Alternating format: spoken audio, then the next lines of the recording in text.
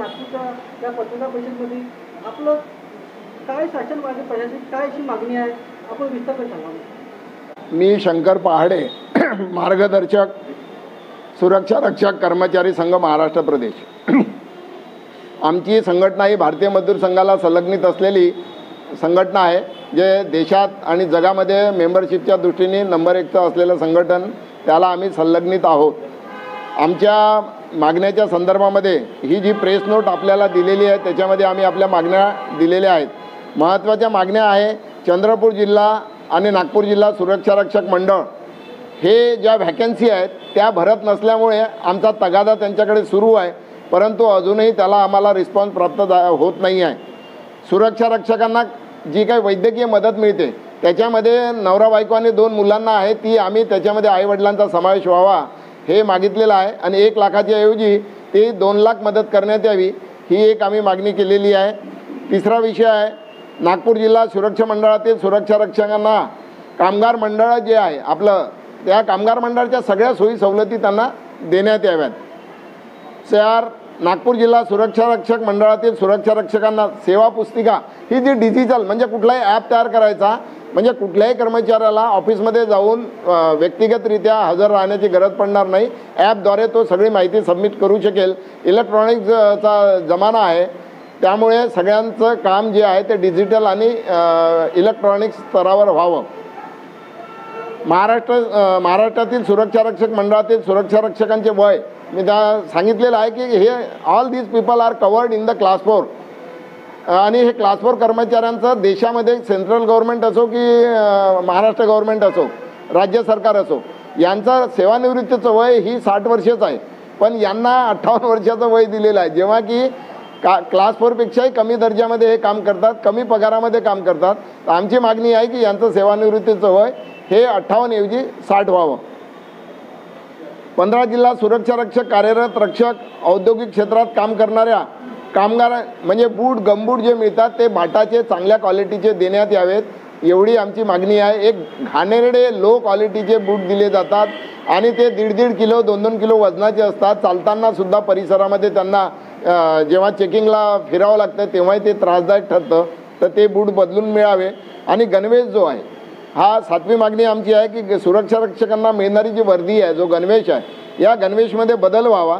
त्यांना पोलिसांसारखा खाकी किंवा आपले जे मिलिटरीचे जे जवान आहेत त्यांच्यासारखा आणि त्या क्वालिटीचा चांगल्या क्वालिटीचा गणवेश मिळावा, अशा आमच्या ह्या मागण्या घेऊन आम्ही सरकारशी चर्चा केलेली आहे आणि सरकारने त्याला आश्वस्तही केलेलं आहे।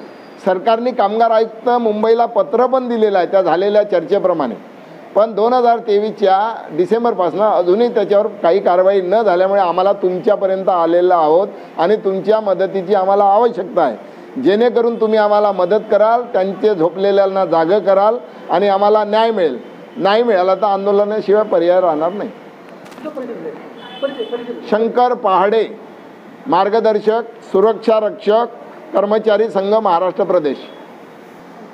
आज विशेष पत्रकार परिषद घेण्यात आलेली आहे, आपल्याकडे मान्यवर साहेब जाणून घेऊया आज पत्रकार परिषदेची त्यांची काय अशी मागणी आहे। तर तुमचा परिचय देताना सांगा की आज या पत्रकार परिषदेत तुमची काय अशी मागणी होती। नमस्कार, मी रवी कुलरकर, सुरक्षा रक्षक कर्मचारी संघ महाराष्ट्र प्रदेशाचा महामंत्री।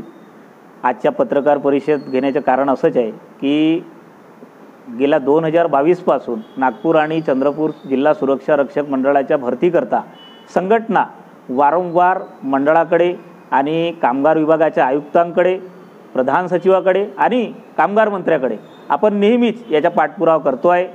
कामगार मंत्र्यांशी 2-3दा बैठक झाली। मागच्या हिवाळी अधिवेशनामध्ये सन्माननीय विधान परिषदचे आमदार चंद्रशेखर बावनकुळे साहेब यांच्या उपस्थितीमध्ये सकारात्मक चर्चा झाली या भरती संदर्भात आणि त्यावेळेस कामगार मंत्र्यांनी आम्हाला आश्वासित केलं, संघटनेला आश्वासित केलं की येत्या 15 ते 20 दिवसात नागपूर आणि चंद्रपूर मंडळामध्ये तुम्हाला भरतीची मंजुरी मिळेल। परंतु कामगार मंत्री आदेश देतात आणि अजूनही भरतीची मंजुरी या दोन्ही जिल्ह्याला मिळत नाही। आज मोठ्या प्रमाणामध्ये या दोन्ही मंडळाकडे सुरक्षा रक्षकाची मागणी आहे आणि मागणी असूनही आपल्या मंडळाला मंजुरी शासनातर्फे मिळण्यात येत नाही। त्यामुळे सुरक्षा रक्षक मंडळ सुरक्षा रक्षकांची व्याप्ती ही फार कमी होऊन राहिलेली आहे दिवसेंदिवस सुरक्षा रक्षक फार मोठ्या प्रमाणामध्ये कमी होत आहे. असं असूनही, मागणी असूनही मंडळ आणि शासन अजिबात भरतीची मंजुरी देत नाही. माझी या पत्रकार परिषदेच्या माध्यमातून शासनाला विनंती आहे की आपण लवकरात लवकर या नागपूर आणि चंद्रपूर मंडळाला भरतीची मंजुरी द्यावी.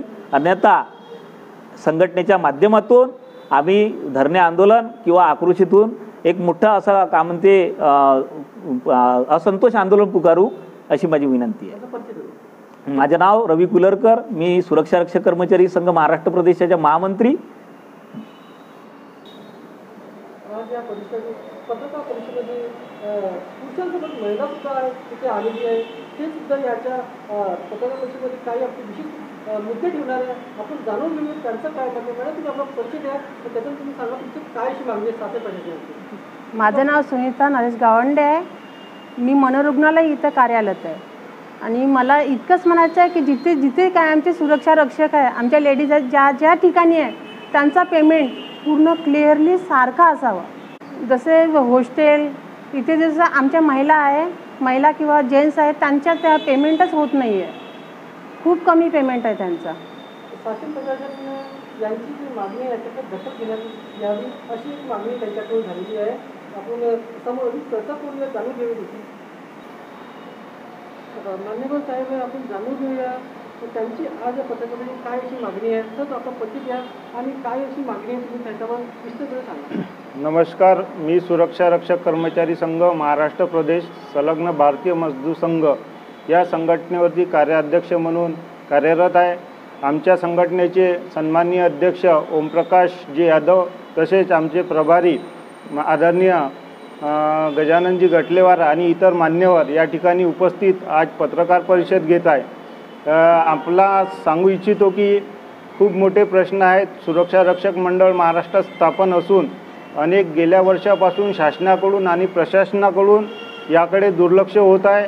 आज आपण पाहतो की आम्ही 2014 पासून आपले ज्या मागण्या आहेत शासनाकडे आणि प्रशासनाकडे दिल्या, परंतु कोणताही निर्णय शासन आणि प्रशासनाकडून होत नाही. परंतु येणाऱ्या काळामध्ये आमच्या संघटनेचे अध्यक्ष ओमप्रकाशजी यादव आणि आमचे संघटन प्रभारी गजाननजी गटलेवार यांच्या माध्यमातून आपल्या जिल्ह्याचे आदरणीय पालकमंत्री फडणवीस साहेब यांच्या माध्यमातून येणाऱ्या काळामध्ये आम्ही सन्माननीय कामगार मंत्री सुरेशजी खाडे यांच्यासोबत बैठक लावून सर्व विषयावर निर्णय देणार आहोत आणि हा निर्णय सकारात्मक असेल असेच मला वाटते. धन्यवाद.